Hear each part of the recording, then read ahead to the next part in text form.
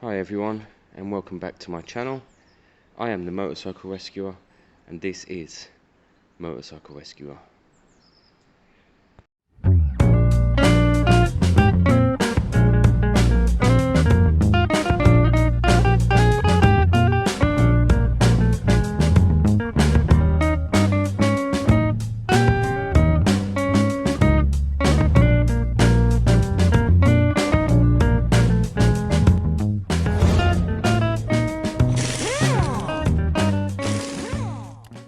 So guys, welcome back to my channel.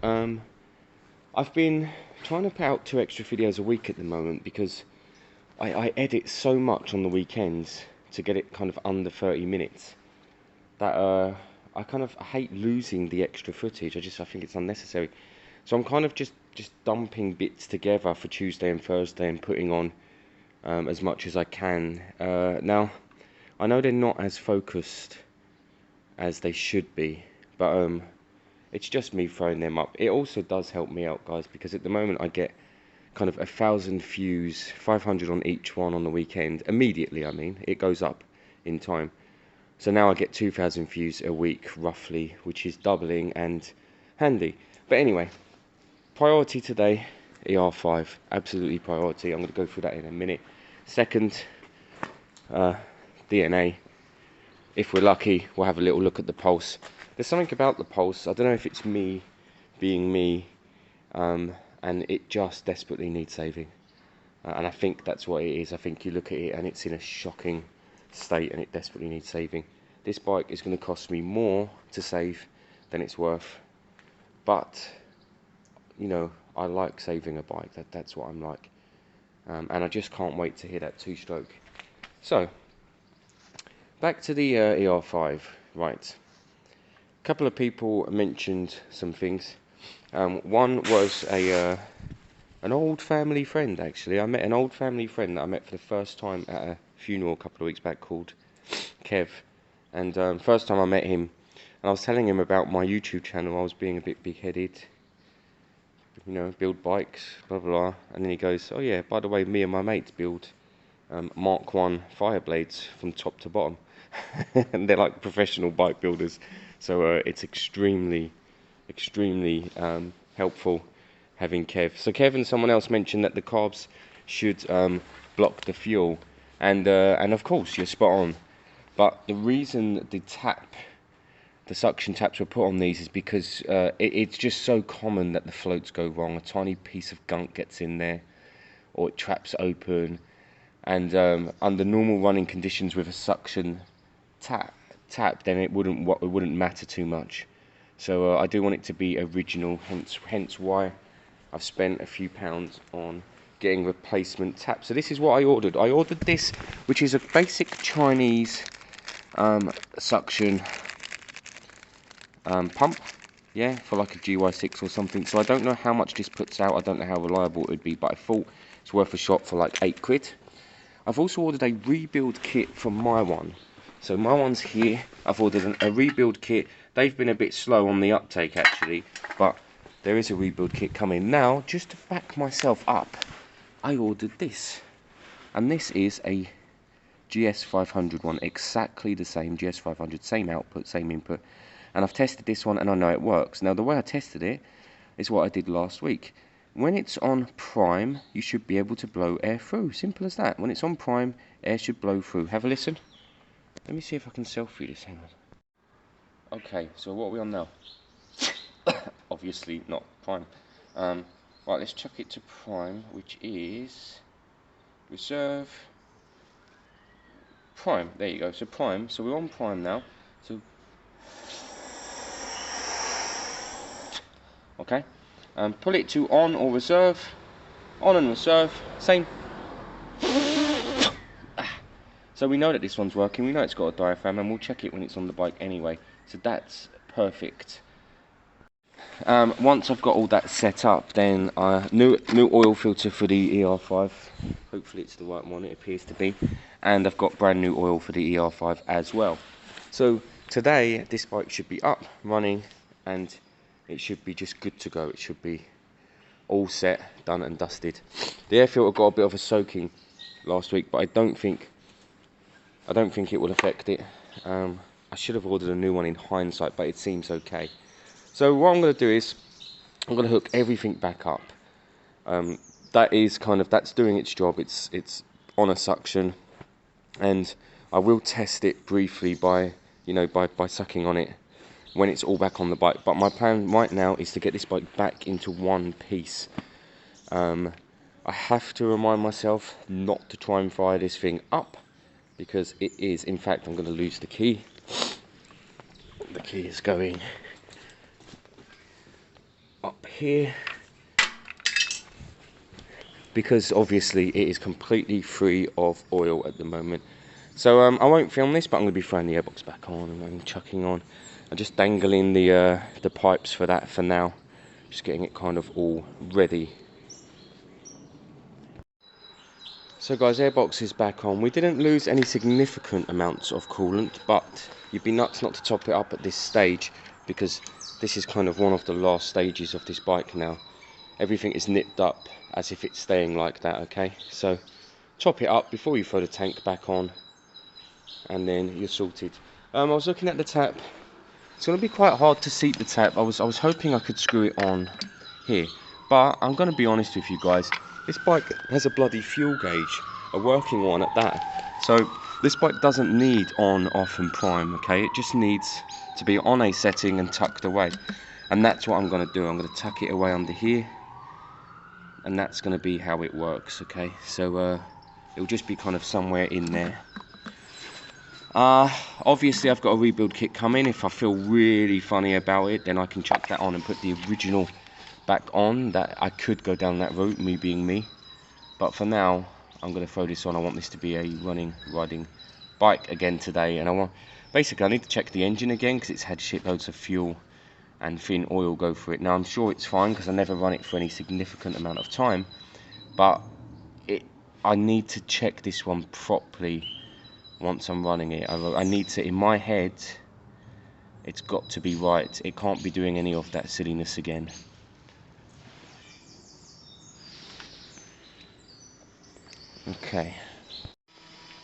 Okay, so progress. Tank and fuel systems all seated and sealed, I think. I haven't put fuel in yet. Original oil filter's off. I had to put a hole through it and a screwdriver to get it off. It's the Kawasaki one, so it could be the original. Not necessarily, but it could be. Yeah, so I could not get it off, so I had to punch a hole through it, long screwdriver through, and a bit of leverage to get it off. New high flow one will go on soon. You can put a little bit of oil in there first, but because it's sticking out the side, then it's not that easy, because it kind of trickles out. Otherwise it's fine. Just run your engine and top your oil up if the level there goes low, as it kind of fills all the passages. So so I need to take the bolt off the bottom, just make sure there's no remnants of fuel left in there.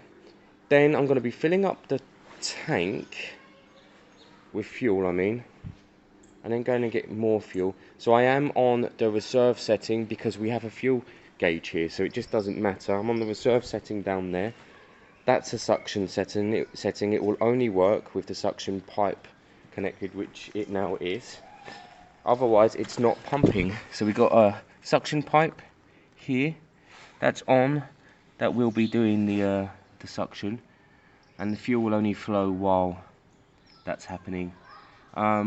If I was worried, now I could just pull this back here. I could just undo the fuel one, pull it back here, and check that it's only pumping when it is turning over or running.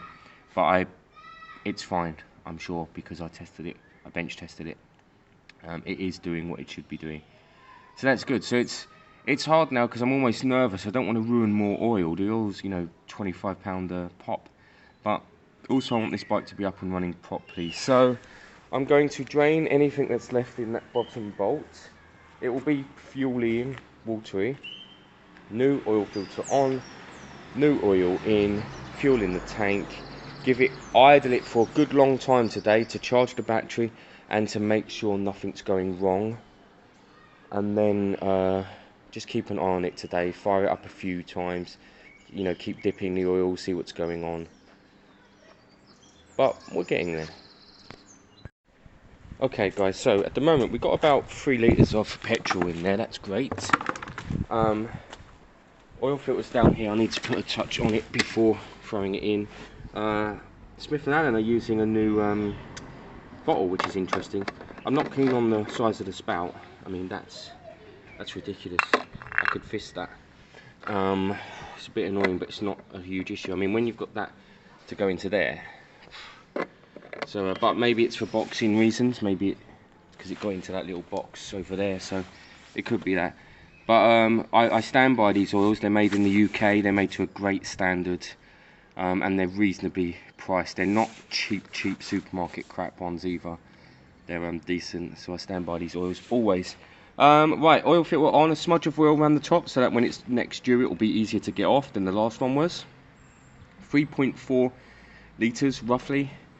I don't know if that includes the filter actually. Look, that's the other thing about this. It has no oil reference as to how much we've used. Yeah, I'm not keen on that new bottle. We get no reference at all now, do we, as to how much we've used. We'd have to just wait for the viewing window to fill up. But that's a bit of a shame. Anyway, let's get that done and dusted, and then we'll see if this bike fires up. We have to be honest.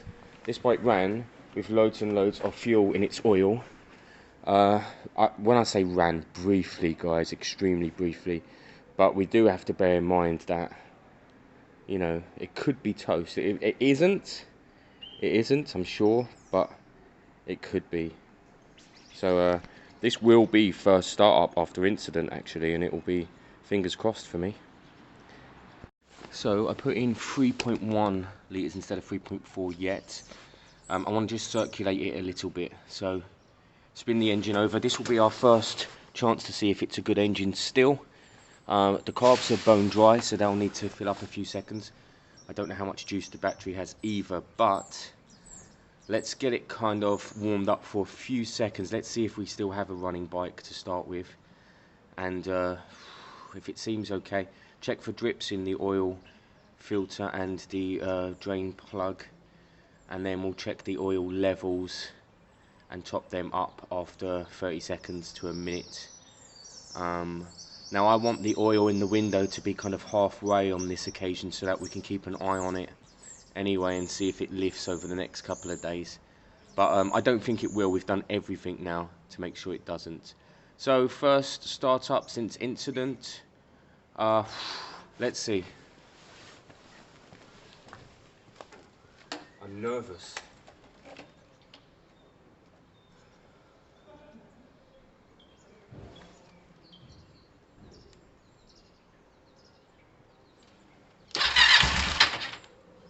Choke.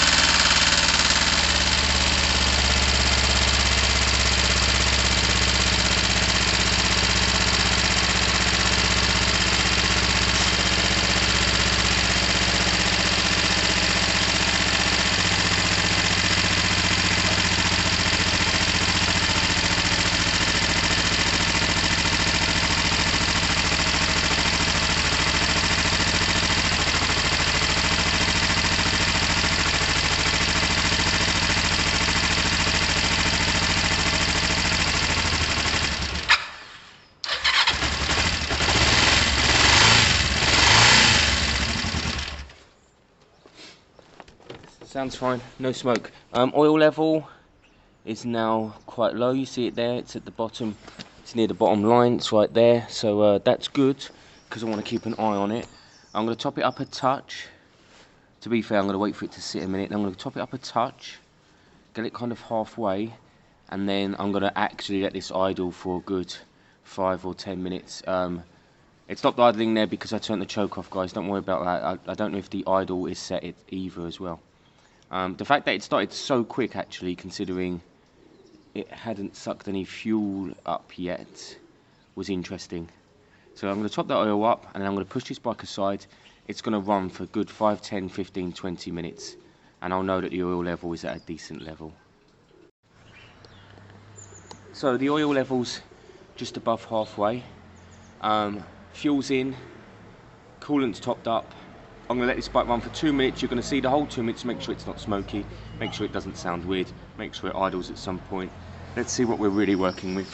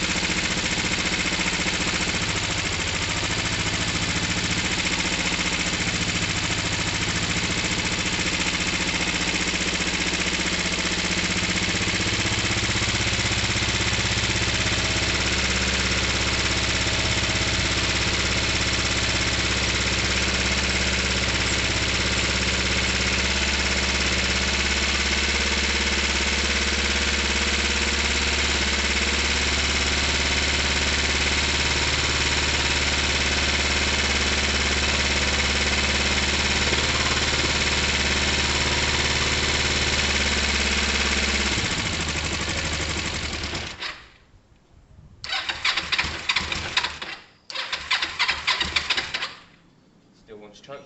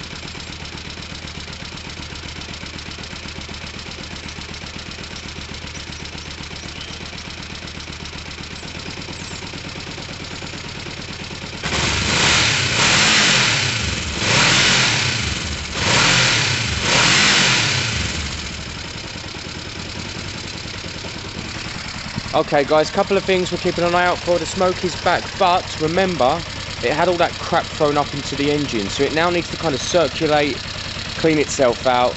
This will do really well with a good blast. I'll take it out later actually. I'll put the GoPro on. So I'm not worried about that. We've got smoke from the pipes and stuff from the old oil spills. You can see it just there kind of flowing off. Nothing to worry about there. There's a tiny bit of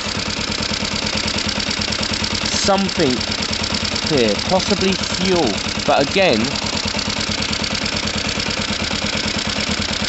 tiny bit of, I don't know, it doesn't smell like fuel actually. What am I looking at?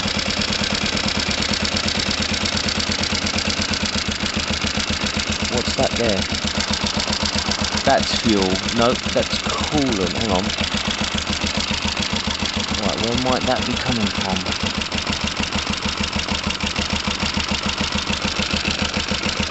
Don't know, but I need to keep an eye on it. It sounds like it's stalling.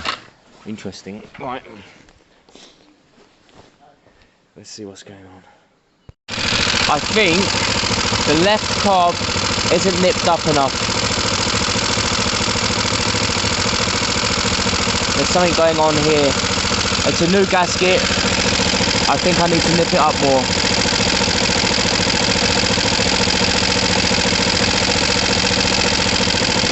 Yeah, look, it's gripping from here. Alright, I need to find out what's going on there. That's another case of carbs off. That shows you every time you think that you're finished and that you're nipping it up properly, something else can always pop up. So that, yeah, it's another case of that. So, I mean, it takes me 10 minutes now to put these carbs on and off. They're so quick and easy.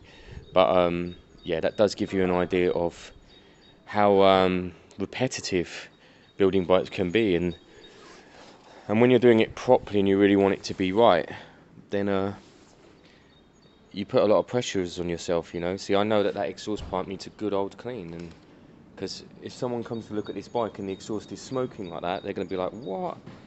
So there's still bits and pieces. Let me get that carb off. Let me see what's going on there. I don't think it's an overflow issue. I will of course check in the airbox again, because that's coming off anyway. You would also have the signal. You'd have the sign here of it coming out here. It would be rolling out fuel here, and it's not, which is great. You'd have that spill like we did last time, which is why the pipes are still a bit gunky and steaming, but you know, you can see very clearly. I think I didn't nip that bowl up enough, and that's a really silly mistake if that's what happened. So I'll pop it off and we'll have a look, get it seated, check the float again briefly while we're kind of in there, and see where we go. The nice thing now is that because we're on a suction system, I can pop the whole tank off. Oh, hang on, look, gotta be off. Fuel spill, is that coming from? Hang on a minute, where is that coming from? Because that is just an air pipe. Now I'll check all the pipes. Anyway, let's get this off and have a good look. Okay guys, I'm just looking at this tap while I'm here. So in the prime setting, it will leak. Let's have a look, where's prime? Right, what was that? So this is prime watch. So it primes, okay, so it spills out. In the reserve setting, which it's on now, it works, look, on suction. However, it leaks. It's got that leak.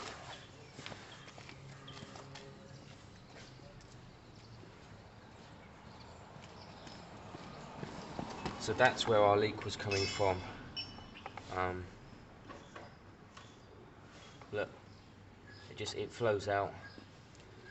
And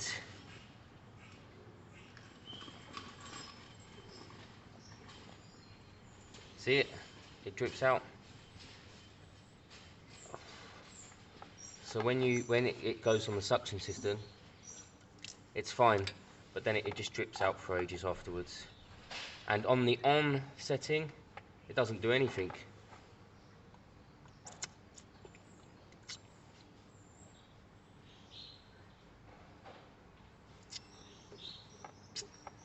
Although saying that, there might not be any fuel that high.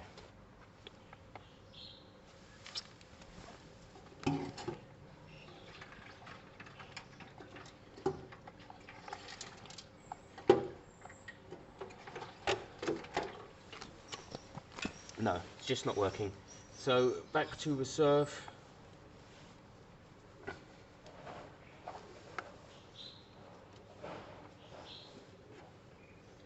There's also fuel coming from, oh, I think that's running down the carb. That's fine, that's what we were looking at. So I'm not overly comfortable with that tap.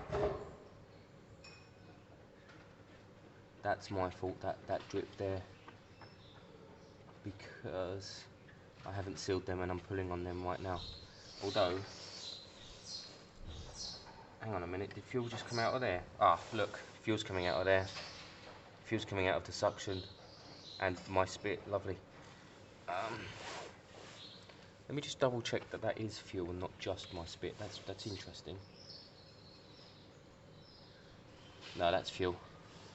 Alright, so look at that. This tap's no good.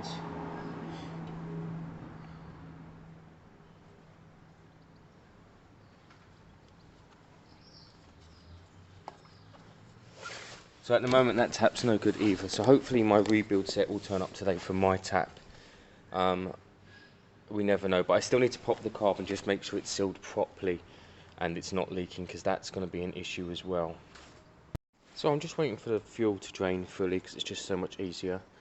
The Galera, right, I did a lot of research this week because I got to admit I loved Galeras when they were first out, but working on them is such a pain in the arse. It's unbelievable.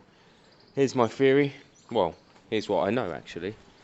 The suction line that I've been looking for the whole time, which is the one that comes off here and up here, should actually attach to a nipple on the back of the boot. Now, it's this boot here, okay? That's the boot for the carb. Now, these boots came with 1 nipple, 2 nipples, and no nipples. Now, you can see quite clearly there's no nipple coming out of this boot. Now, here's what could be. The boot is a no nipple boot, so it needs to be changed. I actually already have one on order. It could be that there's a hole in there. It could be that we popped that boot off and there's a big hole in it because there was a nipple. I think that's going to be the case. Now that will also explain why it wasn't running at all, because it's sucking in loads of air right in the intake up the front. So I mean I have tried feeling for it. I can't feel any hole. Hang on a minute. Oh, maybe I can. I think I can actually now. Right, so there appears to be a hole in that intake boot and it should have a nipple. Now I might have an old carb here where I can pull the nipple out and push it in here. That would sort us right out, and then we just connect up all of our pipes like we should. We may just have a normal riding bike after that. I have also got a spare carb just in case, but we may have resolved our issue here. I'm going to listen to my bike spilling shitloads of fuel. There you go. I mean, that how on earth is that? Oh yeah, because I put some in, didn't I, before topping it up. Trust me. Get the fuel off any painted surfaces because it will just strip it.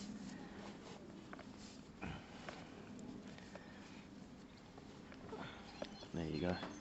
So the majority of the fuel is out. Right.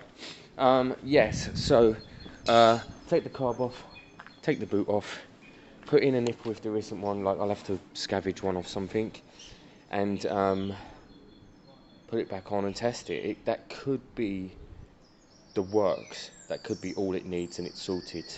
So that is going to be what I do on here. Gary's coming, so he's going to give me a hand. That's maybe a task for him. Why I'm just kind of battling this er5, which is driving me nuts. Okay, so I just double tightened the connectors on here and here, made sure they're good and tight. On the carb I nipped them up, the bolts, I wouldn't say they were loose, so, but I nipped them up anyway just in case. There was one that was loose, but I didn't think it did anything, so that will be interesting. It was one on the bottom. So I nipped up the Jubilee clips on the pipe at the top in case it was dripping down, and I nipped up the bolts on the bar. I took it off completely, nipped it up, and there was one bolt that was loose, but I doubt it contributed to that. Now the annoying thing is it has to kind of go back together to fire up and to be tested properly again. That's fine, it's not the end of the world. The oil is high now. No, it's not, it's fine. There, look, it's at the you can still see an air bubble there. Alright, cool. So it's not gone higher. Also I'm on different surfaces, so that's fine. Right, so I'm going to chuck the airbox back on. I'm not going to do all the securing up here of the airbox. Chuck the airbox back on loosely. Put the spout back on so we can run it. Put the tank back on. Half fill the tank up. We only need it for the reserve. I might use this I might use that. It's brand new. It should do the job. See how much. I'll show you guys actually. We'll see how much it spouts out. And we'll see how that goes. We'll get rid of this one for now because it wasn't working appropriately, was it? This one down here, it just isn't fully right yet. And again, today the rebuild kit could come for that other one, but this one is brand new. I mean, it's not designed for high flow, but then this bike isn't really stupidly high flow anyway. So do you know what? We'll test it. We'll give it a shot. It was like 8, 9, 10 quid. It's a spare. It may just do the job. I'm going to actually test this out of curiosity. So that is just sitting there, guys. This terrible fuel line that I bought ages ago is crap. But this should pump fuel out, technically. It's all connected up. Forget that line. Doesn't matter anyway. This is the reserve, the back line. That's the one we want. Fuel should come down there and it should shoot out into the carb. This should fire up and this should run and ride. I need to chuck the air spouts on there, and I need to fill it up with fuel again, and we need to look for drips again, and we need to just keep our eye out, see what's going on. Okay, so we've got plenty of fuel in there now. Before we turn it over, let's have a little look. Now's a good time to see if there's any obvious drips or spilling, you see. So already, look, where's that coming from? It's these terrible lines, I swear. Right, I'm going to just cover that for now. One moment, guys, because that's one drip. That's fine because that's one we know about. So that's kind of okay at this stage. What we want to do is see if the carb one is resolved or if there's any dripping down from the carb.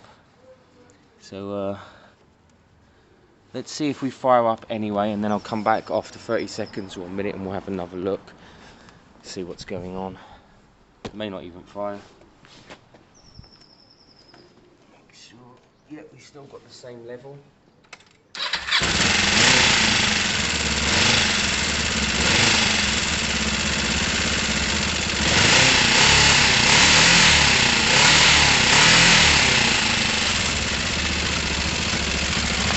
What we need to do is make sure it actually is getting enough fuel at the moment before we check back for the drips, I guess. It was up there we were seeing it, wasn't it? It was here. Oh look, we've got that weird spitting back.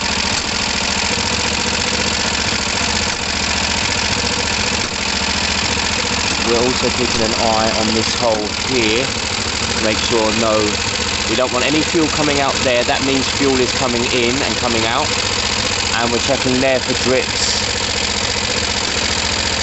It has that weird spit again, look, but to be fair, it's not warm yet.